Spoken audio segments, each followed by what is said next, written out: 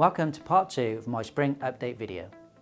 In this instalment I'll be covering the Tenant Fees Act, including the tenancy deposit cap, and also similar measures that have been passed in Wales. There's been a lot to take in when it comes to the Tenant Fees Act, which has generated so many talking points over the last few months. I'll look to address some of the key issues around the Act. In a nutshell, from 1st of June 2019, landlords and letting agents are no longer permitted to require a tenant to make certain payments in connection with a tenancy. The only payments that can be charged are rent, a refundable tenancy deposit, which I'll talk about more later, a refundable holding deposit, payments to change a tenancy and those associated with early termination of a tenancy, both when they're requested by the tenant, payments in relation to certain utilities and services, and default fees in relation to late payment of rent and the replacement of lost keys.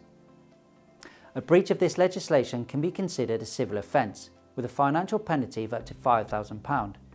Any further breaches within 5 years could result in a criminal conviction, a banning order and an unlimited fine.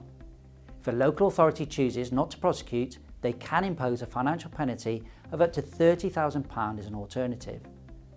The government has issued guidance for landlords and letting agents, tenants and enforcement authorities. If you've not seen this guidance, please do visit the relevant government website page, a link to which is shown on your screen now. A key part of the Tenant Fees Act legislation is the capping of tenancy deposits, the equivalent of 5 weeks rent for tenancies with an annual rent of up to £50,000, or 6 weeks rent for tenancies with an annual rent of £50,000 or more. These changes will apply to all new tenancies entered into from the 1st of June, and any existing tenancies that are renewed on a fixed term basis.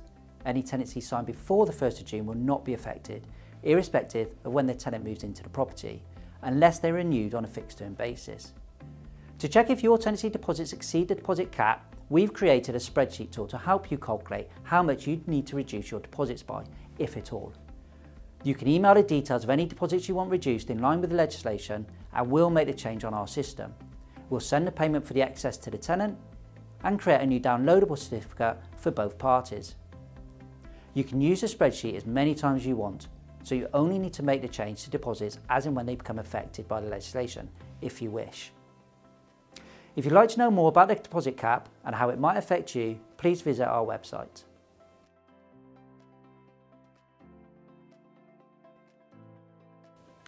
The Welsh Assembly has followed England and Scotland's example by announcing their own ban on tenant fees. The ban will go live in August this year and will be enforced by both Rent Smart Wales and local housing authorities. The Welsh ban prevents tenants from being charged fees very much the same as those banned under the legislation in England. However, letting agents will be able to charge tenants Green Deal fees as part of permitted utility payments. The bill hopes to rebalance the relationship between tenant, agent and landlord, removing any doubt about which costs need to be budgeted for when renting. For more information in relation to this bill, please follow the link showing on the screen now. Well, that's it from me. I hope you found this update useful. Thanks for watching.